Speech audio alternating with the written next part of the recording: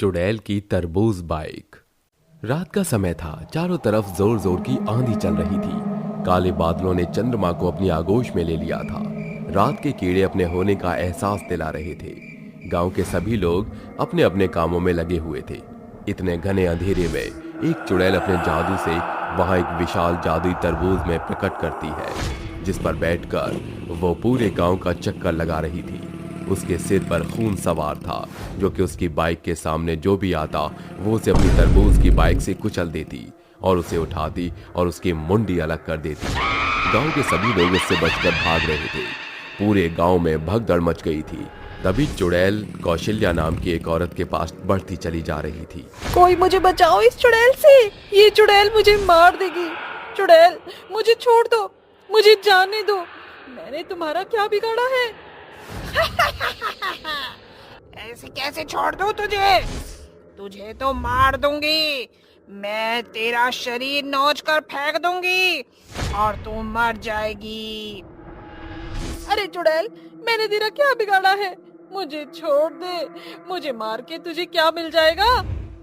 तुम इंसानों को मारकर मुझे संतुष्टि मिलेगी। नहीं छोड़ूंगी। मैं इस गांव के किसी भी इंसान को जिंदा नहीं छोड़ूंगी। ये कहकर चुड़ैल कौशल्या की मुंडी उसके शरीर से अलग कर देती है। चुड़ैल के सामने कोई भी आता, चुड़ैल उसको मार देती। गांव के सभी लोग अपनी जान बचाकर यहाँ से वहां भागने लगते। कुछ ही देर में लोगों को मारकर चुड़ैल अपनी तरबूज की बाइक के साथ वहां से गायब हो जाती। गांव के सभी लोग बहुत परेशान हो जाते हैं। अगले दिन सभी लोग आपस में बात करते हैं। अरे इस भयानक चुड़ैल का कुछ तो करना ही होगा। ये चुड़ैल बाइक पर बैठकर हमारे गांव में आती है और लोगों को मारने लगती है। मुखिया जी, कुछ तो करो, हमें इस चुड़ैल से बचाओ, नहीं तो ये चुड़ैल हमें कहीं का नहीं छोड़ेगी और गांव के सभी लोगों को मार देगी। तभी एक बूढ़ी औरत कहती है, चुड़ैल को गांव से भगाने के लिए हमें तांत्रिक बाबा को बुलाना पड़ेगा। जब तक तांत्रिक बाबा इस चुड़ैल से छुटकारा नहीं दिला देते, तब तक हम कुछ नहीं कर सकते। अरे, मैंने सुना है कि हमारे गांव से कुछ दूरी पर एक दूसरा गांव बसा है, जहां एक बहुत ही प्रसिद्ध तांत्रिक बाबा है। वो बड़ी से बड़ी चुड़ैल का खात्मा कर देते हैं और उससे लोगों को मुक्ति दिला देते हैं। अगर ये बाबा हमारे गांव आ जाए तो हमें भी चुड़ैल से छुटकारा मिल जाएगा। ठीक है, फिर आज रात का और इंतजार करो। मैं आज ही बाबा को लेने के लिए निकल जाता हूँ। मेरे आने तक तुम लोग अपना अच्छे से ख्याल रखना। ये कहकर गांव का मुखिया तांत्रिक बाबा को लेने के लिए निकल जाता है, जिसके बाद गांव वाले अपने कामों में लग जाते हैं। कुछ ही समय बाद रात हो जाती है और गांव के सभी लोग अपने घरों में आराम करने लगते हैं। तभी रात के काले अंधेरे में वो डरावनी भयानक चुड़ैल अपनी तरबूज की बाइक पर गांव की सैर करने निकलती है। कोई नहीं बचेगा जो मेरे रास्ते में आएगा।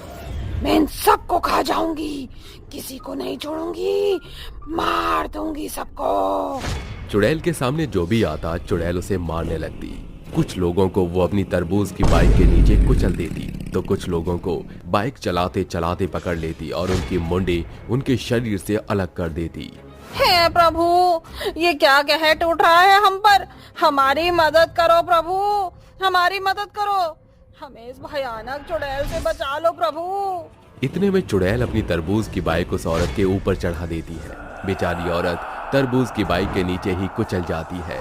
ऐसे ही वो पूरे गांव में आतंक फैला देती है। चारों तरफ लोगों की भगदड़ मच जाती है। सब लोग अपनी जान बचाकर भागने लगते हैं, मानो जैसे चुड़ैल ने पूरे गांव में कहर मचा दिया हो। कोई नहीं बचेगा, मैं सबको मार दूंगी। इस गांव के एक भी आदमी को नहीं छोड़ूंगी। जो मेरे रास्ते में आएगा वो मौत की घाट उतर जाएगा।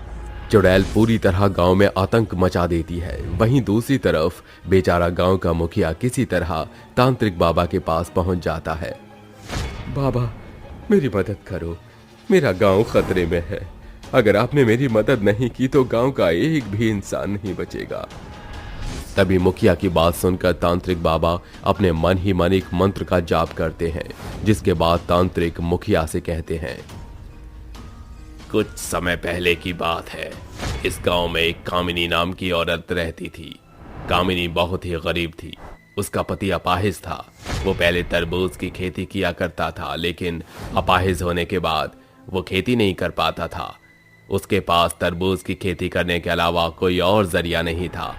इसलिए जब से मोहन अपाहिज हुआ था, तब से कामिनी ने तरबूज की खेती करनी शुरू कर दी, जिसके बाद कामिनी तरबूज की अच्छी फसल उगाती है। उसके दुख भरे दिन धीरे धीरे दूर होने लगते हैं। दूर दूर से लोग उससे तरबूज लेने आते हैं। गांव में कामिनी सबसे अच्छी खेती करती है, लेकिन ये बात गांव के सरपंच यानी तुम्हारे पिताजी से बिल्कुल बर्दाश्त नहीं हुई। वहीं दूसरी तरफ कामिनी फसल को बेचकर अपने अपाहिज पति का इलाज कराने के लिए सोचती है, लेकिन इससे पहले तुम्हारे पिताजी ने कामिनी की फसल में आग लगवा दी। ये सब कामिनी के पति से देखा नहीं गया और वो हार्ट अटैक से मर गया। अपने पति की मृत्यु कामिनी से बर्दाश्त नहीं हुई और वो उसके गम में मर गई, जिसके बाद वो कामिनी एक भयानक चुड़ैल बन गई और वो अपने जादू से तरबूज की बाइक बनाती है। और वो अपने जादू से तरबूज की बाइक बनाकर उसी पर बैठकर तुम्हारे गांव वालों को मौत के घाट उतार रही है।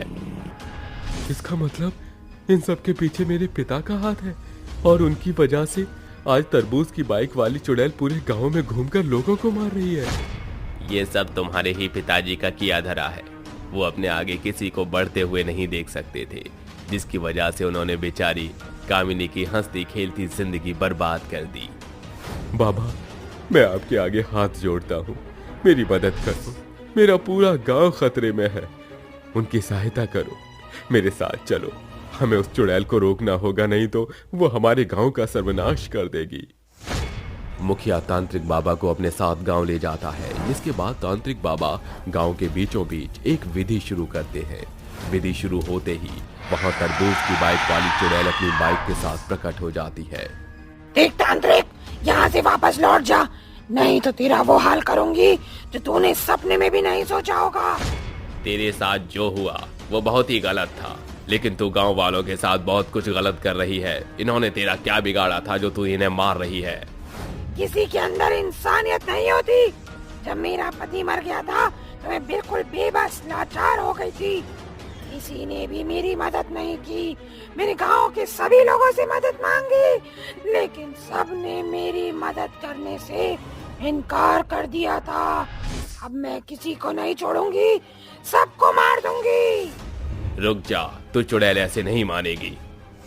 तांत्रिक बाबा अपनी विधि आगे बढ़ाता है, जिसके बाद धीरे धीरे चुड़ैल की शक्तियां कम हो जाती हैं और वो उसी समय चुड़ैल को आहुति दे देता है, जिसके बाद चुड़ैल को उसकी आत्मा से मुक्ति मिल जाती है और वो हमेशा हमेशा के लिए वहां से गायब हो जाती है।